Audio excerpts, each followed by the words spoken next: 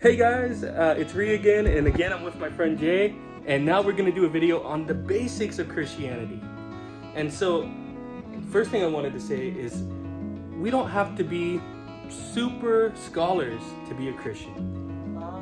Dili na to kinahanglan nga mahimo tang mga pantugan kay nga mga scholar para mahimo tang Kristohanon. We just need to know a few simple things. Mga ginagmay lang, mga simple nga mga butang atong kinahanglan ibawan. And I say simple, Kung pasabot ani nga simple lang, but that doesn't mean it isn't deep. dili mo pasabot ana nga dili ni dalom. For example, the first thing I want you to know is the Bible teaches that God is triune. Pananglitan, unang butang nga gusto na kong isulti sa inyo nga ang Biblia nag-isgot nga ang Dios tulo. And so, the Father is not the Son or the Holy Spirit. Ang amahan tulo, apan ang amahan dili mao ang anak o dili mao ang espiritu. The Son is not the Father or the Ang Holy Spirit. amahan dili pud mao ang anak dili mao ang amahan ug ang espiritu. And the Spirit is not the Father or the Son. Ang espiritu dili ang amahan ug dili pud siya ang anak. But all three of them are one God. Pero kana silang tulo usa ra sila. And it's not three different gods. Ug dili po na siya tulo nga lahi-lahi nga Dios. We can't fully understand how that works. Di ginato na masabtan o kung saon na. And many people will try to give you an analogy, Daghang mga tao nga maghatag sa imo og analogy ana, but all those analogies fail pero kanang mga analogihan na pakyas ra gyud. because it's beyond our understanding. Tay kining butang nga pa dili ginato ni masabtan.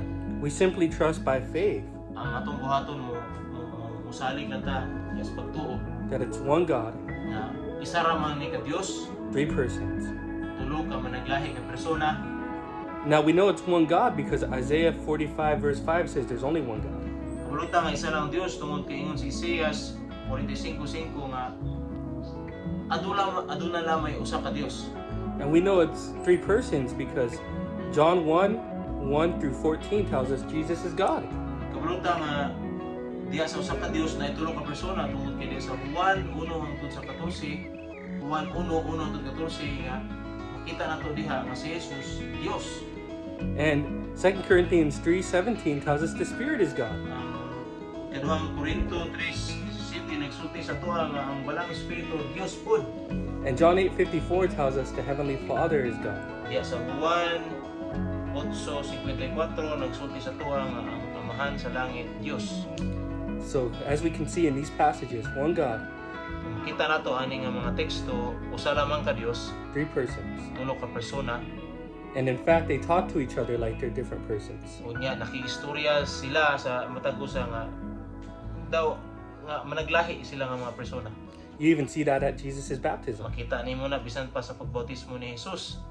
Now, the second thing we need to know Ikaduha nga atong dapat mahibaw-an is that Jesus is fully God nga si Jesus and tao fully, gyud fully God and fully man. o Dios gyud siya o tao gyud siya. He's 100% man and 100% God. 100% tao siya pero 100% Dios pud siya. Now, he took on humanity 2,000 years ago when he was born, or actually when he came in the womb. Isulob niya ang pagkatao 2,000 katuig ng milabay atong miani sa kalibutan aron ipakatao siya. And so, the Bible says you have to accept that he's God to be saved. Kinahanglan nimong tuuhan nga siya Dios aron ka maluwas. Jesus said, you must believe I am, Ingon si Jesus nga kinahanglan mo tuo ka nga ako mao or else you will die in your sin. kay kun dili mamatay ka diha sa imong sala. And that's in the book of John. Ingon na sa Juan. But Jesus also said that you have to believe he's human. Ingon si Jesus sa kinahanglan ko kang mutuo nga siya tao pud. Because in 1 John 4 it says, if you don't believe he's come in the flesh, you're not born of God. Kung di ka mutuo nga nagpakatao siya, meaning wala ka ipakatao pag-usap diha sa Dios. Now the third thing you have to believe, Ang ikatulo nga yung dapat tuuhan, and this is what saves you, mao ni makaluwa sa imo, is the gospel. mao ni ang ebanghelyo. And we learn in 1 Corinthians 15, 1 through 4, Ingon sa unang Korinto 15, 1 hangtod sa 4, that the gospel is that Christ died for your sins nga ang ebanghelyo mao ni nga si Kristo namatay alang sa imong mga kasalanan, that he was buried, nga siya gilubong, and on the third day that he rose again. o sa ikatulong adlaw nabanhaw siya. And when he rose again, Sa diyang nabanhaw siya, he secured the gospel for us. iyaha nga gi-secure ang gospel para sa ato. So now you trust his death, Muna nga kinahanglan nimo saligan ang iyang kamatayon, you trust his burial and resurrection imuhang saligan ang iyang paglubong ug ang iyang pagkabanhaw, as your only way to heaven, nga maulamang ang imong paagi nga makaadto ka og langit and you will be saved. ug maluwas ka. Lastly, Katapusan, the fourth thing I want you to know, ang ikapat nga butang nga akong mahibungan. you must be willing to follow Jesus. Ikaupat, andam ka dapat nga mosunod kang Hesus. The Bible says, prove you repented Ang Biblia nag-ingon nga ipakita ang imuhang paghinulsol by producing fruit worthy of repentance. pinaagi sa pagpamunga og mga bunga nga takos sa imong paghinulsol.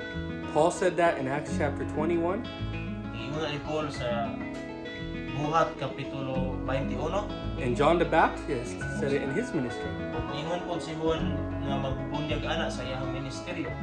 So now go out and live the Christian life. Muna karon lakaw og kinabuhi ang kinabuhi Kristohanon. God bless you guys. God bless you.